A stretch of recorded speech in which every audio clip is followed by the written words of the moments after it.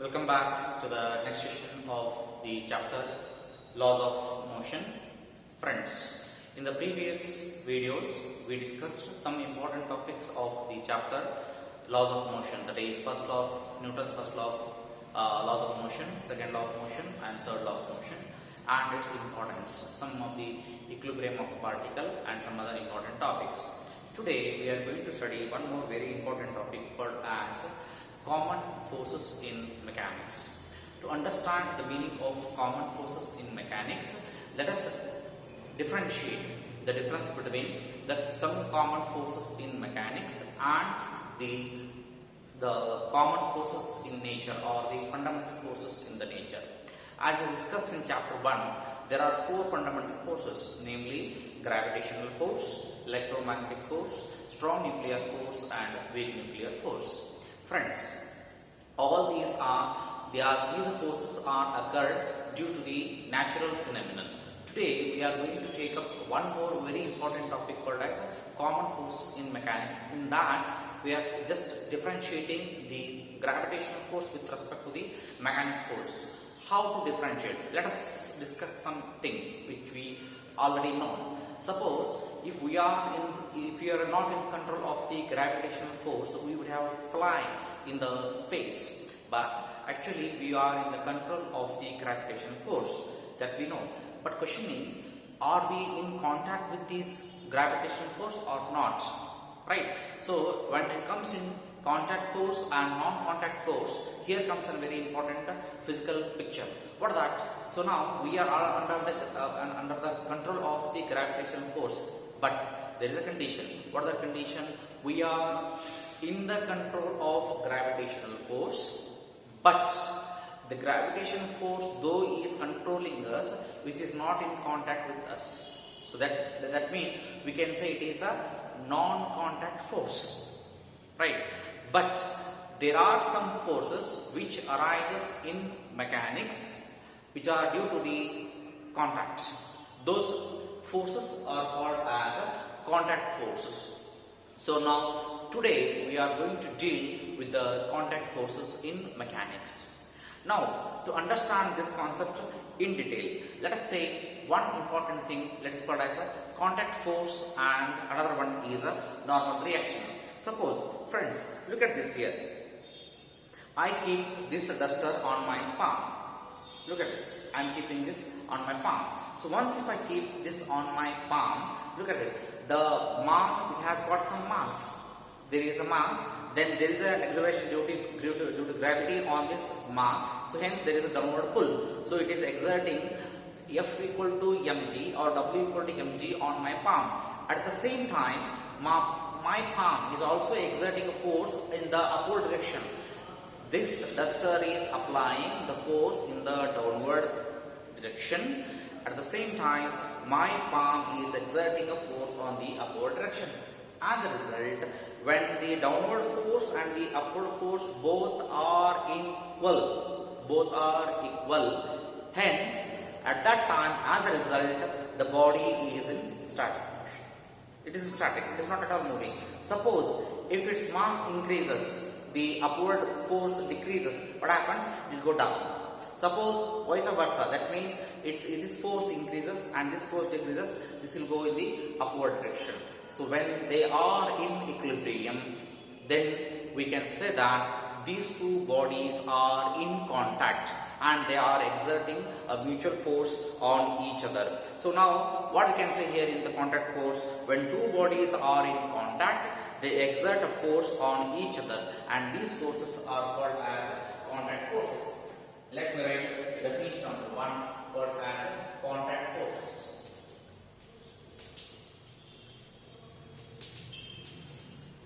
Contact force says when two bodies are in contact,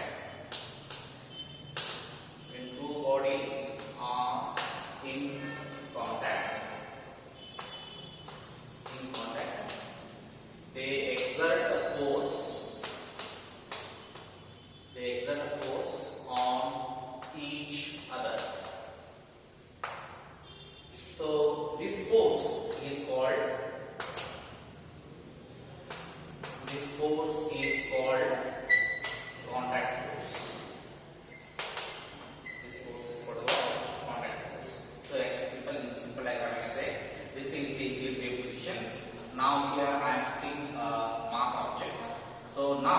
look at this. This is exerting force F equal to mg or W equal to mg. At the same time, this surface is exerting force in the upward direction, right? So at that time, when the downward force and the upward force both are equal in magnitude, opposite in direction, they remain stable, right? At that time, the body will not move, the body will not slide on this surface. At that time, you can say that these two forces are said to be contact forces. Now, after this, let's go to the one more important definition called as normal reaction. This is very important. Second one is normal reaction.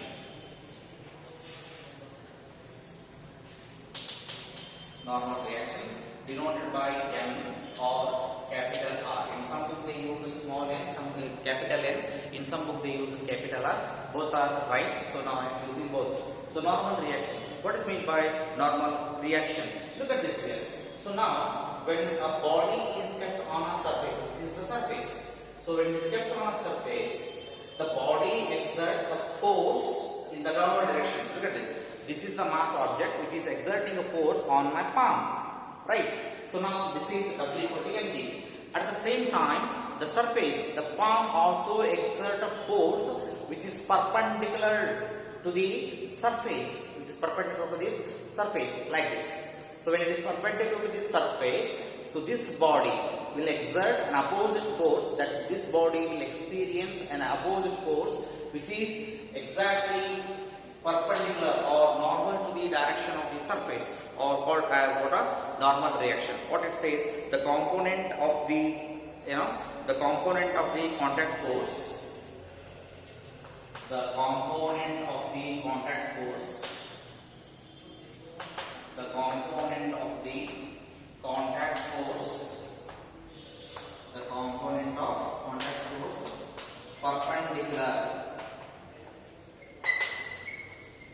perpendicular to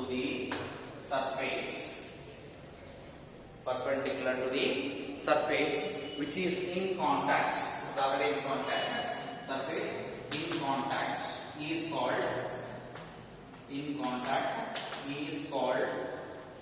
is called normal reaction. It's called normal reaction. It is denoted by capital N or capital R. Both are used in some textbook, so that is why I am using both. So now the component of the contact force perpendicular to the surface of the contact is called as normal. So look at this. Here I have shown here. This is called as normal reaction. It is always acting in the upward direction. So now when normal force and the contact force, that is downward force, both are equal in magnitude, that is this and this, and equal in direction, opposite in direction, at that time the body will remains in the same state. Such type of force is called as normal reaction or the normal force. After this, we are two more forces are there called as tension and restoring force. What is meant by tension? What is restoring force? In brief, I will explain. If you stretch a string, right, or if you compress a string, then leave it. It will regain its original shape, or it will come to the regain its original property. Such type of property exerted by the spring is called as what? Restoring force, that is given by F equal to minus kx. And one more is there, tension. When we stretch a spring, or when we squeeze or compress spring, at that time the force which is developed inside the spring or a string to regain its original property itself is called as a tension. Now let us move to the next concept called as a friction. Very, very important topic called as friction.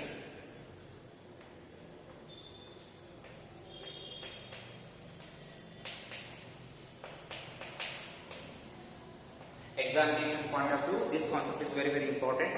Friction. So what exactly happened in the friction process? Let us discuss the thing one by one. So now I will keep an object on this palm surface. Now it is not moving. Suppose if I exert a force on this external force I am applying, look at this, I am applying the external force on this object which is not moving. That means what?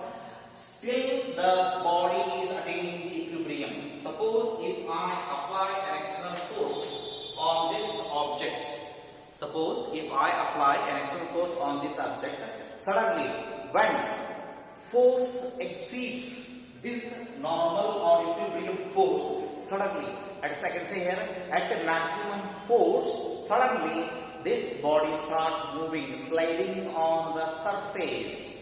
So start moving. So if the external force is more compared to this both two forces, suddenly what happens? The body starts sliding on the object, on the surface. So this type of when a force is applied, or it is the opposing force appears, or I repeat, it is opposing the force appears when a body is sliding or moving on the surface which is in contact.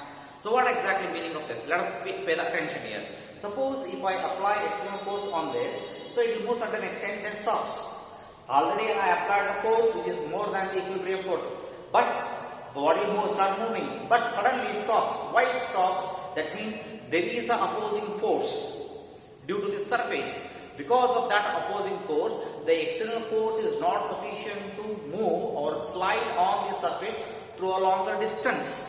At that time, the opposing force come into picture on due to this surface, and that opposing force itself is referred as friction. So now what is friction? It is the opposing force. It is the opposing force. It is the opposing force. It is the opposing force between two surfaces.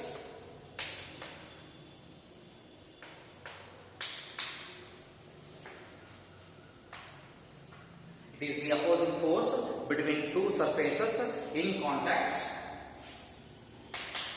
In contact. Opposes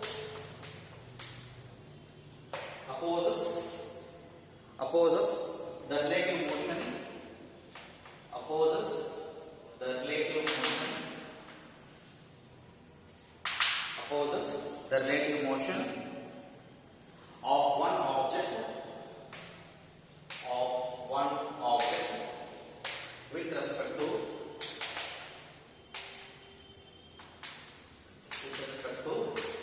another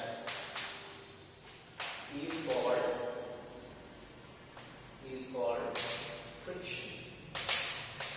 Very, very important. As I said here, look at this. When an external force is applied on the body, then this body should move on this surface. But actually, it is not moving. It is the opposing force between the two surfaces which are in contact opposes the relative motion of one object with respect to the another is called as a friction. What is here? You listen carefully. Look at this now. So now this is kept on this surface. So now when I apply external force on this object, it starts moving. Suddenly stops because this surface and this surface both are in contact. So when I apply the external force, it starts moving. Moves, suddenly stops. Why it stops? Because there is opposing force due to this which are in contact come into picture, and that opposing force stops or nullify the motion of the object which is in contact with this. So that is called as a friction. I hope it is clear to you. So causes of friction. So frictional force are frictional force are due to the roughness of the surface. Why this frictional force arises? It is due to the friction between the two surfaces or roughness of the two surfaces. And second thing is the frictional force is always depending on this normal. So the frictional force depends on the nature of the two surfaces and the normal. As I said here, look at this here. If we take two stones, rough on surface, rub them, so then the friction between them is very, very high. The friction is very, very high. It is. And at the same time, suppose if you take marble and slide it on a glass, so it moves very smoothly. So that means what? Depending on the two surfaces and the normal. And The friction also arises due to the intermolecular reactions or intermolecular connections or the attractions at the point of the contact. And also, as I said here, the friction is purely independent of the two bodies. It is not depending on the shape of the body, nothing. It is simply depending on the surfaces which are in contact. Now, after this, some properties of frictional forces. The friction force is more for rough surface and very less for smooth surfaces. Friction always decreases the relative motion between two objects, and the friction force will always parallel to the surface. So now, as I said here, the frictional force is always parallel to the surface. Both are in parallel. So when they are in contact, they always experience the frictional force is always parallel to the surface when two bodies are in contact. So these are some fundamentals. Now let's do the types. So now, actually in your textbook they explain there are three types of frictions. Frictions. One is static friction, another one is a limiting friction, and the third one is a rolling friction. But actually, let me explain one by one. You understand? There are three types. One is static friction.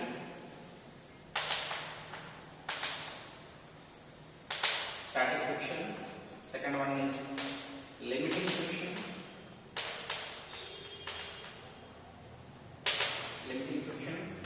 And third one is, let me write this one, kinetic friction. In this kinetic friction, we come across two more sub-important topics called as sliding friction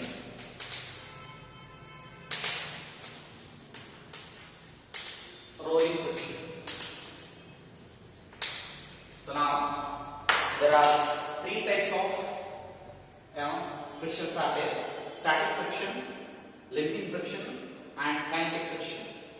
Kinetic friction is further divided into two types. That is called as sliding friction and rolling friction.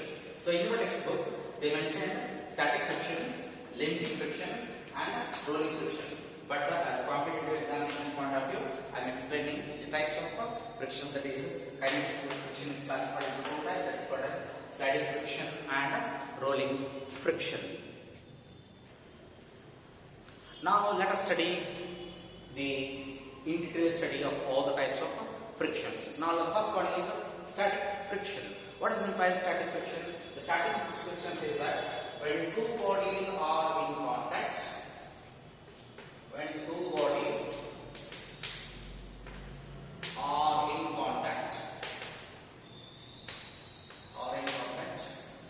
not moving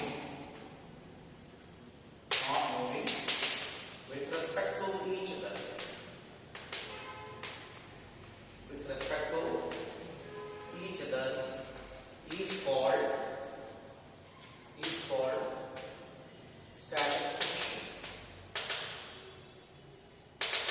Is called static friction.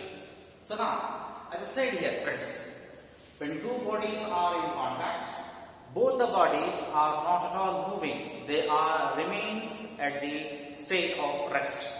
So now, they said here, when two bodies are in contact and not moving with respect to each other, they are not at all moving. Look at this, they are static. So at that time, a static force come into picture, friction come into picture. Please keep it in the mind. If there is no external force acting on this body, there is no static friction. Very important. Listen carefully. When there is no external force acting on this body, there is no static friction on this. Now, pay the attention now.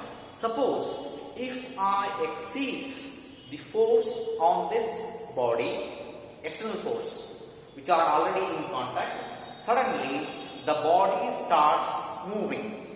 And when the body experiences the maximum static force,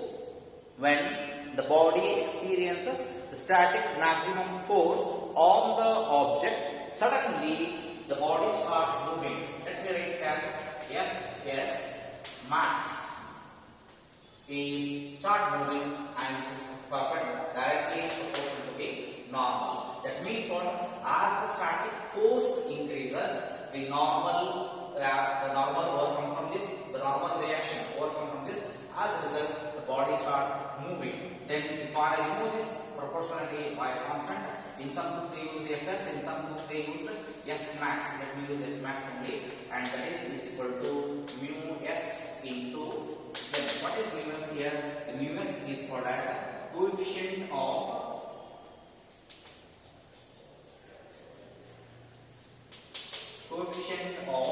static friction. Coefficient of static friction. So now, if I rewrite this equation, then I'll get here mu s is equal to F max divided by what it is? Normal. So how to define the coefficient of the static friction? So the coefficient of static friction is defined as is the ratio of maximum static friction to that of the normal reaction. So let me write the definition of coefficient of reaction. The coefficient of static friction is defined. Static friction is the ratio of maximum static friction, is the ratio of maximum static friction to that of normal or normal reaction. So it's called as a normal reaction. This is one very important, and please keep it in mind. Force is also measured in terms of Newton, normal is also measured in terms of Newton. So Newton get cancelled. As a result, the coefficient of static friction is a unitless quantity. After this, after studying the static friction, let us go for the next thing called as limiting friction. Okay, let me define the next concept called as limiting friction. Limiting friction says that the maximum force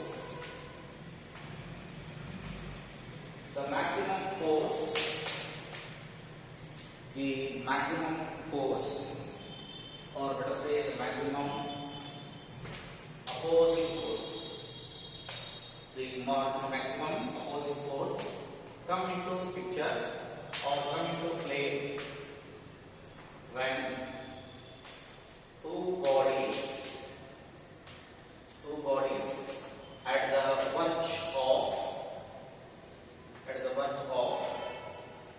verge of motion, with respect to each other. What is the meaning of this? Look at this. Here, when two bodies are in contact, they are not moving. Here it is, they are at the verge of moving. Just they are about to move. So now that means what? When I apply the maximum force F max on this body, on this object, it is now about to move but not moving. So now if it moves, suddenly one more friction comes to picture called as a kinetic friction. So there is another part. But at the verge, it is about to overcome from the static friction. So that is called as a limiting friction. So this is called a limiting friction. Let us move to the third one called as the kinetic friction.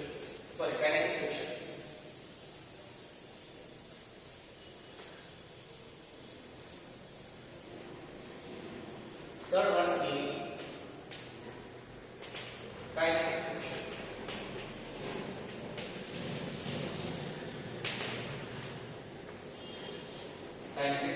friction. What is meant by kinetic friction? Kinetic friction says that when one body slides slowly on the surface of the other body, then the relative motion between them or friction between them is called as what? Kinetic friction. When one body slides on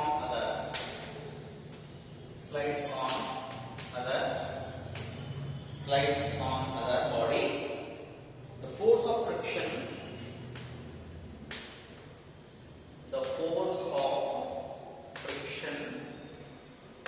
between them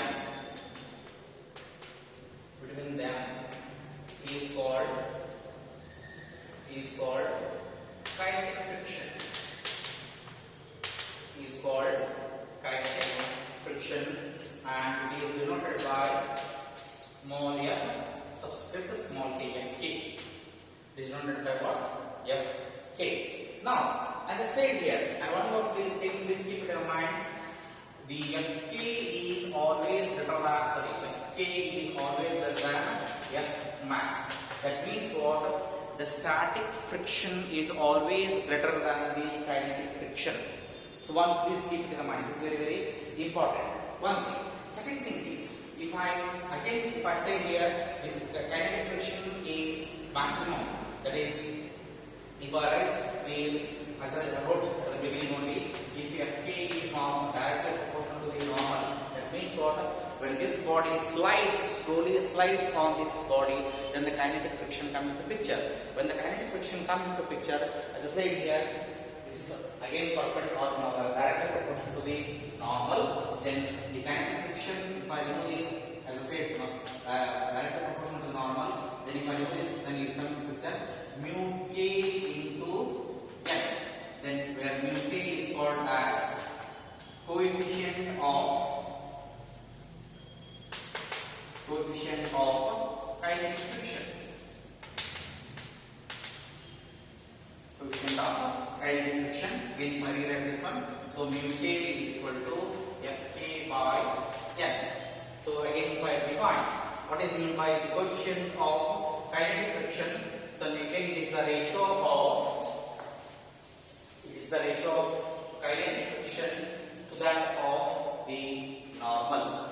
And as I said here, when the body slowly slides on this, it has got some acceleration, and that acceleration I had to write. So already we have this, the acceleration is given by A is equal to F minus Fk divided by M. Just recall the equation. F is equal to Mk. We write this equation, F equal to F by M. Then here there is a change in the force, and that change given by the applied force minus kinetic force will give you the change acceleration with respect to their mass. So that is the acceleration equation. A is equal to F minus Fk divided by M. So now after this, here I said here, this kinetic friction is classified into two types. As I said here, there are two types. There are two types in the kinetic friction. One is sliding friction, another one is a rolling friction. Number one, sliding friction. Number two, rolling friction. Number two, rolling friction. Just it is straightforward definition. Sliding friction and rolling friction. Just again definition. The opposing force coming to the picture when one body slides over the surface of the another body. So then that friction is called as sliding friction. I repeat once again the definition of sliding friction. When one body, the opposing force exists or come into picture, come into play when one body just slides over another surface which is in contact, called as sliding force. The rolling force says that when one body rolls over the surface of the another body, then the friction come into picture. The friction or the opposing force come into picture or come into play when one body rolls over the another surface which is in contact. Is called as what? A rolling force. Now today, after this, we are studying the laws of friction. So let us start one by one. The laws of friction says that the friction force is directly proportional to the normal reaction. If you just recall a couple of minutes back, I explained whether it is a static friction, whether it is a kinetic friction, doesn't matter. It is always purely depending on the normal reaction. And hence I wrote here one law we can deduce here. Friction force is directly proportional to the normal reaction. Second one says that friction force depends upon the nature of the two surfaces which are in contact and their roughness. So now again the friction is purely depending on the nature of the two bodies which are in contact and the roughness of their surfaces. And next third one says frictional force does not depend on the area of the two bodies. It is not depending on the area, it is only depending on the surface and the nature of the two bodies. The direction of the frictional force is always parallel to the surface of the two bodies in contact and opposite to the motion of the bodies. This is one more important thing. The direction of the frictional force is always parallel. Suppose if I apply, this is always apply. So this is the frictional force and this is the applied force. Always parallel to each other. So this is I can say here, and the opposite to the motion of the bodies. And the last one says that the kinetic frictional force does not depend on the relative velocity between the two bodies which are in contact. Again, it is not depending on this thing. And next thing is advantages of friction, disadvantages of friction, and the methods of reducing the friction. These three important topics are there. In 2 or 3 minutes, I'll brief up as at the earliest. Let's start one by one. We all know that wherever you use the friction to write when paper and pen are in contact, so friction is very much useful. And to draw the diagram, so when vehicles are moving on the road, the tires, wheels and the road which are in contact at that time, then when we lighten the matchstick with the matchbox, then there is a friction between those two. That is the advantages. These are all the frictions. Then disadvantages. So it is wear and tear to the machines. It increases the noise. It increases the noise inside the machines, and it kills or it decreases the efficiency of the machine. And I can say that due to this friction, machine becomes quite noisy. So, but we can say friction is very much necessary for the machines to work very, very efficiently. So that we can say here, friction is a good evil to the machines. And let's go to the last topic, that is called as methods of reducing the friction. So it's very, very important. There are several methods to reduce the friction between the two bodies. One is using the ball bearings. If you use the ball, very, very important examination point of view, mention any 3 methods to reduce the friction between two bodies. Number 1 is using the ball bearings, we can reduce the friction between two bodies, and using the polishing. By polishing two surfaces of the body, we can decrease the friction between the two bodies. And third one is by using the proper reducing lubricant. It is possible to reduce the friction between the two bodies. And to reduce the friction between the two bodies, and the two bodies should be shaped in a proper manner. So for a particular shape and design or geometry, the friction between the two bodies will be decreased. And the third one is by using anti-frictional bodies or anti-frictional metals, it is also possible to decrease the friction between the two bodies. And the last one is converting sliding friction into rolling friction. It is also possible to reduce the friction between the two bodies. So with this, I am completing some common forces in mechanics. In the next class, we will study the circular motion. Thank you.